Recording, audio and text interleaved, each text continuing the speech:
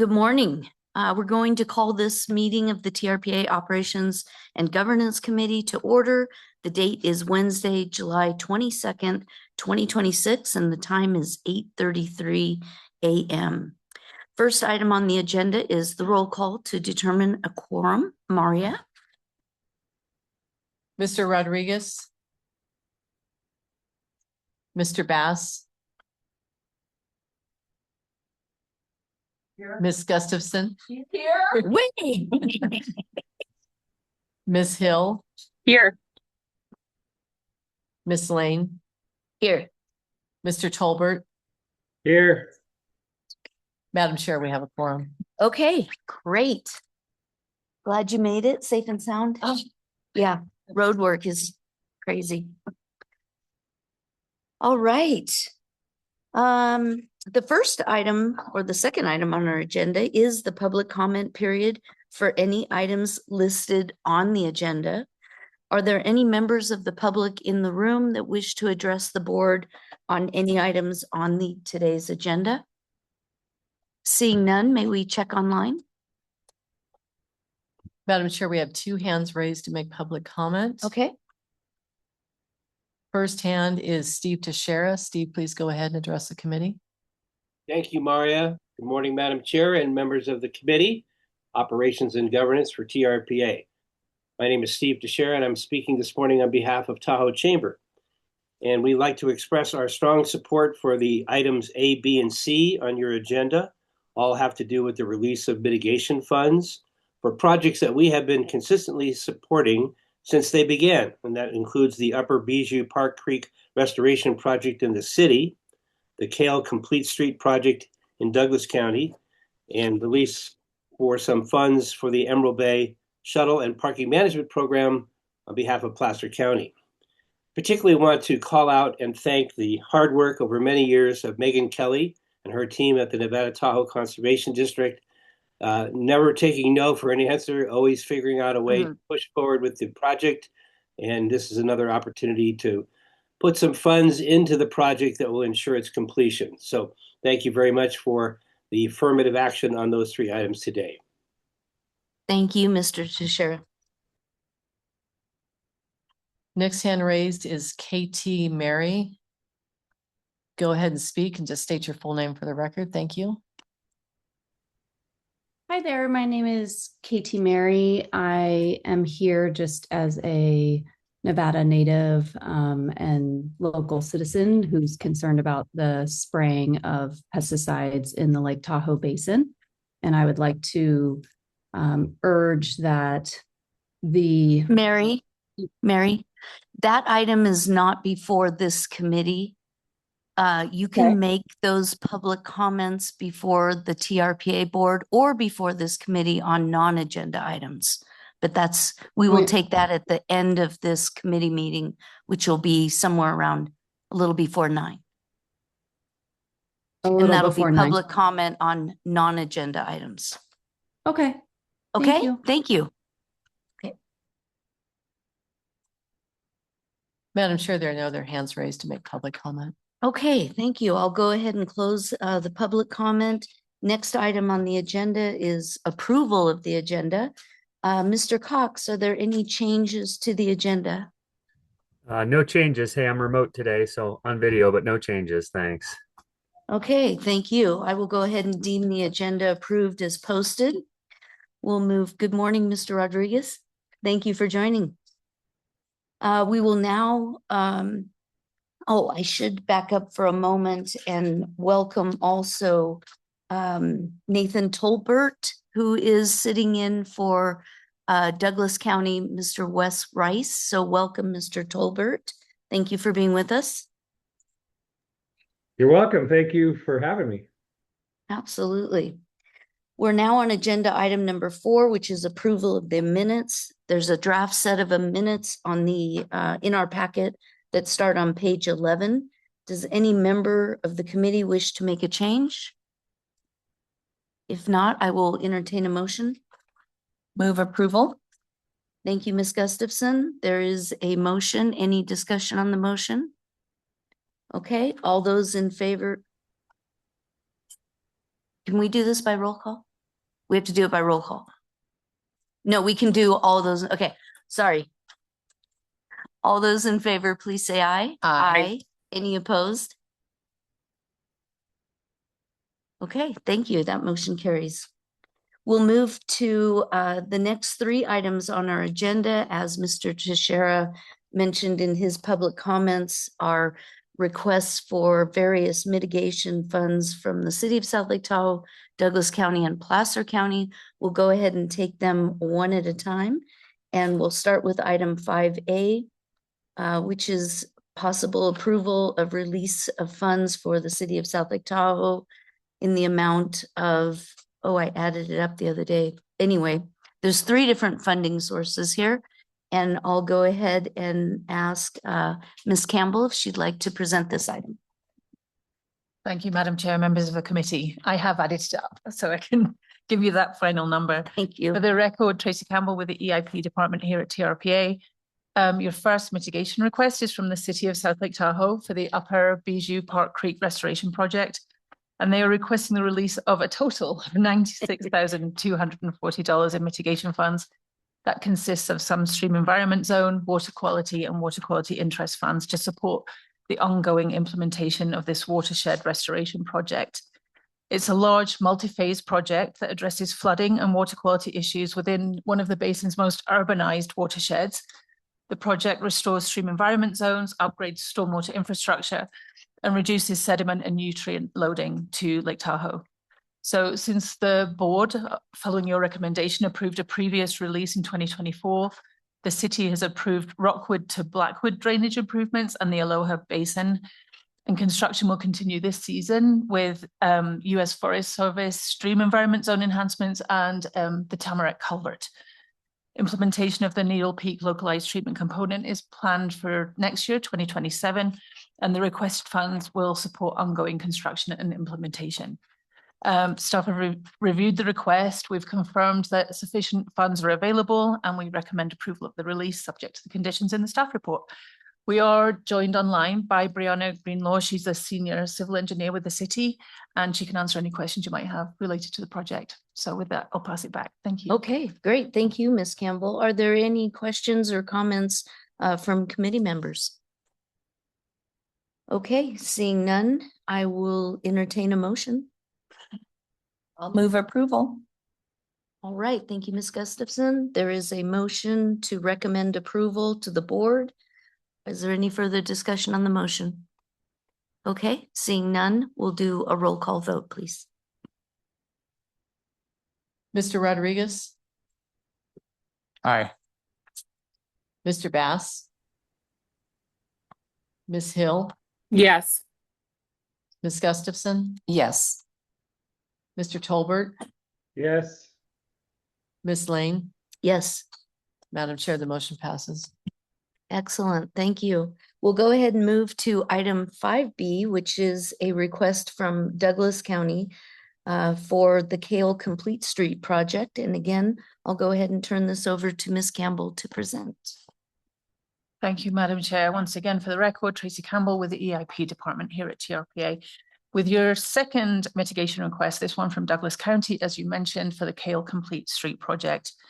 Douglas County are requesting the release of $120,000 in air quality funds and $40,000 in mobility mitigation funds for the bike path extension and sidewalk improvements included in the project. The Kale Complete Street project transforms approximately half a mile of Kale Drive into a complete street by improving stormwater infrastructure, adding sidewalks, bike lanes, crosswalks, intersection safety improvements, and undergrounding those utilities.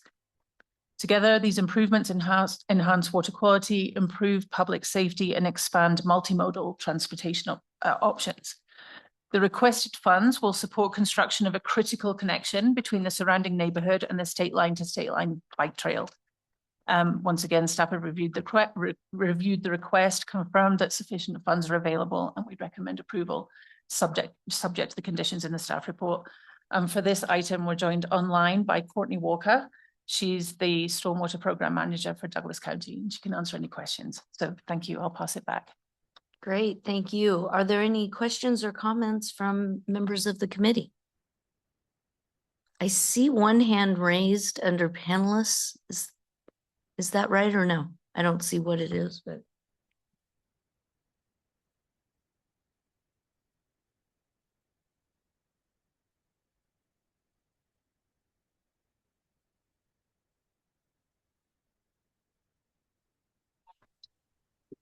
Yeah, hey, this is Cody Bass. Sorry, I'm driving and I got stuck up on Schooner in traffic, but yeah, so I was just trying to listen to it.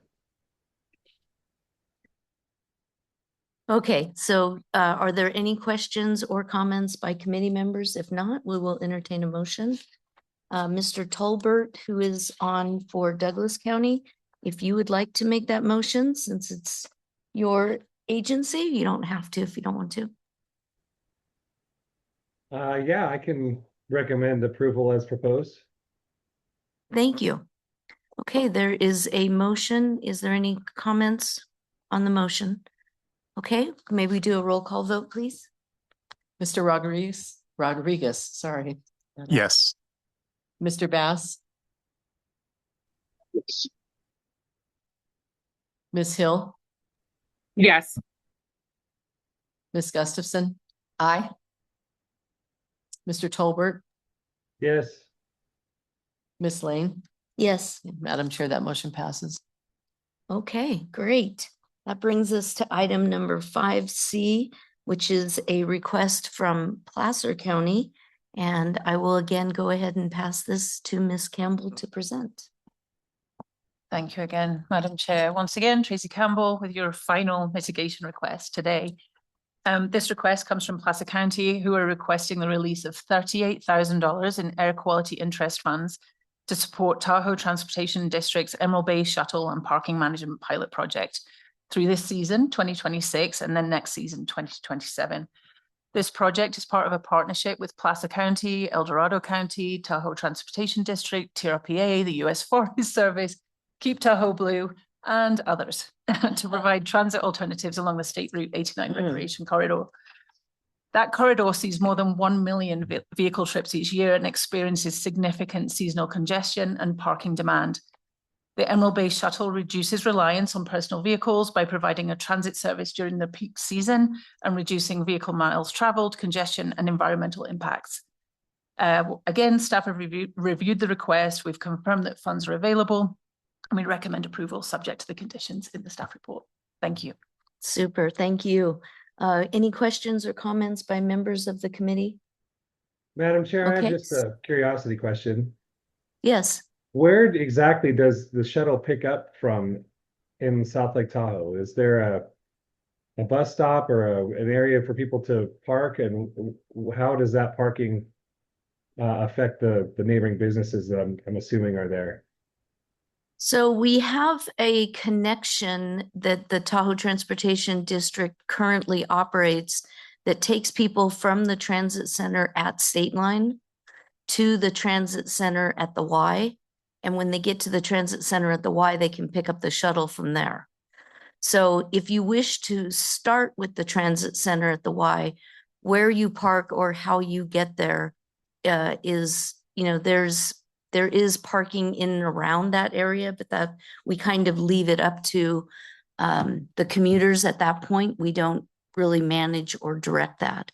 We're very hopeful, especially with the support of Vail, by putting displays in all of the gondola cars, telling people that if they're coming from the State Line area, they can take free transit to the Y and pick up the Emerald Bay Shuttle from there. So we're hoping that that is something that people will take advantage of. And I will actually, just for the record, say, the gondola project that's now in our RTP, our long-term RTP, would include a parking structure at the Y that I think in future could be a great point for the Emerald Bay Shuttle to operate. Yeah, thank you for that comment, Mr. Bass. I know that there has been discussion by the city for a couple decades now about just that. So I agree with you. I think that there's ample pavement that already exists, and if we could build a structure similar to the one that the city owns up here and in the state line area, that would be terrific. So is there any other further discussion or questions? If not, I will entertain a motion on this item as well. Madam Chair, I'd be pleased to make the motion to approve this. Thank you, Ms. Gustafson. There is a motion to approve. Is there any further discussion on the motion? Okay, may we do a roll call vote, please? Mr. Rodriguez, Yes. Mr. Bass, Yes. Ms. Hill, Yes. Ms. Gustafson, Yes. Mr. Tolbert, Yes. Ms. Lane. Yes. Madam Chair, that motion passes. Great. Okay, we're moving on to item 5D, which is the quarterly treasurer's report. This item can be found on page 191 of your packet, and I'd like to turn this over to Mr. Cox. Morning, Madam Chair. Morning, members of the committee. How's everyone doing today? We are great. We're missing you in person, but glad that you were able Right. to join us. Yes, I'm in the Midwest at our family home in Michigan, and we were dealing with the wildfire smoke that we would typically have in the summer in Tahoe here in Michigan. But thankfully, that's passed. But so I'm coming to you live from Michigan to bring you the quarterly treasurer's report, and just a couple minutes here on an update for our investments. By the way, Chad Cox here, finance lead for the agency. So our investment balance is currently at 42 million as we finished up the fiscal year. That is down $4 million versus the last time we had this discussion, which is driven by the usage of LAIF funds to finish off the fiscal year.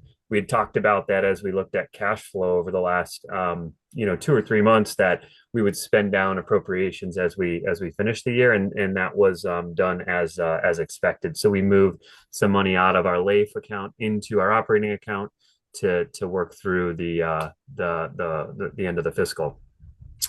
Couple of highlights from a market perspective. There's been no change to the federal funds rate since December of 2025, but we are seeing interest rates tick up a little bit. The one-year treasuries are up slightly from the last time we talked. They're yielding anything under 1 year is relatively unchanged. But the 1 year and 2 year, we're seeing those tick up to 3.7 to 3.9%, which is a slight tick up since the last time we talked. The other thing is when we look at the long year bonds, 10 years and out, those are yielding almost 4.5%, which is also directionally up. So even though we haven't seen the Fed funds rate change, we've seen, the longer term 1, 2, and 10-year rates increase in the market, which is interesting. This kind of reflects, I think, actual anticipation of inflation versus just, Fed's fund rate tweaks. From an investment perspective, we, remain conservative, following our policy as planned. We have 69% of our assets and investments in the state pools, which is the LAIF in California and the LGIP in Nevada. We have 17% in treasuries and 14% in corporate securities. We do have a little bit more in corporate securities over the last 6 months as we've tried to make sure we're capitalizing on those slightly better yields. So we have 5.7 million in corporate securities, which is up about $200,000 from the last time we met. Other than that, I think the key takeaways is there have been no changes in ratings, right? We look at that each month to make sure none of the corporate securities that we own have adverse change in rating. So there have been no changes. And then also we're well within our policy limits. The average life of the portfolio in principle is around 33 months. I think that's fluctuated between 33 and 34 months over the last year or so. And so that locks us in for at least in that piece of our portfolio for the next 2.5, 3 years, which is great. So with that, I'll leave it in case there's any questions. Are there any questions so far on the financial report? Okay, seeing none. My only question, Mr. Cox, would be, the $4 million that we drew down in the LAIF investments to finish out the year, once we see additional reimbursements from grants, do we intend to Absolutely. reinvest that? Absolutely. So as we so a couple things. Once and I'll bring you an update of the financial report for July in August, but we have sent out our invoices to the states for the state appropriations. So as those come in here at the end of July and early August, we will move those into the respective state funds. And then, we'll see an uptick the next time we have the discussion, likely. And then we'll spend those down throughout the fiscal 27. So yeah, absolutely. I think you'll see this pop back up next time we have a treasurer's report. Okay, great. Thank you. Great question. Yeah, thank you. With that, yeah, this was info only, so no motion. Just wanted to give you an update. Okay, well, we appreciate that. And you keep yourself safe out there in the Midwest. Of course. Under upcoming topics, I'll again turn to you, Mr. Cox, to kind of let us know what's coming up for the committee. Sure, great. Team is busy with our fiscal year 2026 audit, both closing out the year and then working through the audit with Davis Farr, who is our audit group. So that's in process. You may see notes, and I think for the annual update, there's some questionnaires that we send out to certain staff, leadership, and board. So if you see a questionnaire from Davis Farr, that's not spam. Go ahead and respond back to those guys. And then just over the next couple months, we'll be going through financial update, treasurer's reports. Those are pretty typical. We will bring you a fee update in October. I know we talked about that last month around the timing. That allows us to make those changes and then get those set up and communicated for implementation for early January of 2027. So that's up and coming. And then, we're aiming for a December review of our fiscal year 2026 audit results. We might shoot for November, but it's just it is quite a quick turnaround for us to do that. So it'll either be November or December, but more to come on that. But otherwise, that's what's on tap. Okay, great. Committee members, are there any questions or comments on the upcoming topics? No? Okay. Seeing none, that is an information item. So we will go ahead, move on to item number 6, which is committee member comments. Are there any committee members that wish to make comments at this time regarding anything on your mind? Okay, seeing none, let's go ahead and move on to our final public interest comment. This is an opportunity for the public to address the committee on any item listed or not listed on our agenda. We'll ask if there's any members of the public in the room that would like to address the committee at this time. Please come forward. And seeing none, we'll ask if there's any members of the public on Zoom that wish to address the committee. Madam Chair, there are no hands raised to make public comment. Okay. Then we will move to adjournment. Is there a motion to adjourn? So moved. Thank you, Ms. Gustafson. All those in favor say aye. Aye. Any opposed?